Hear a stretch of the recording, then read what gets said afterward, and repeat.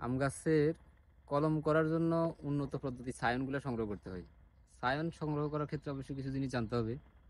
বিশেষ করে সায়নটা অবশ্যই এরকম সবুজ হতে হবে, অর্থাৎ যেটা একেবারেই নরম যেন না হয়, তাহলে কিন্তু সায়নটা সাকসেস হবে না। 2 নম্বর হলো সায়ন নেওয়ার ক্ষেত্রে আরেকটা জিনিস দেখতে হবে, সায়নের এরকম কুড়িটা যেন এইভাবে ফুটন্ত অবস্থার পূর্ব মুহূর্তে নিতে হবে। আর সায়নের আরো একটা ভালো সুবিধা হলো, আপনি যে কোনো একটা কেটে দেওয়া সায়নকে নিতে পারেন। যেমন এখানে একটা সায়নের অনেকগুলো চোখ দেখা যাচ্ছে, এরকম এটা বেশি উপযুক্ত।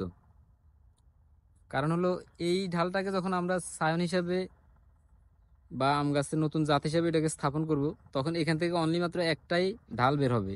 আর এটাকে যখন আমরা স্থাপন করব তখন এখান থেকে 4টি ডাল বের হবে। তাহলে অবশ্যই এটা ব্যবহার করবেন, আপনি অনেক বেশি দ্রুত গাছকে ফলো করতে পারবেন। ধন্যবাদ। মাল্টিক্রাফটিং ভিডিওর সাথেই থাকুন এবং পরবর্তী ভিডিওগুলো দেখুন।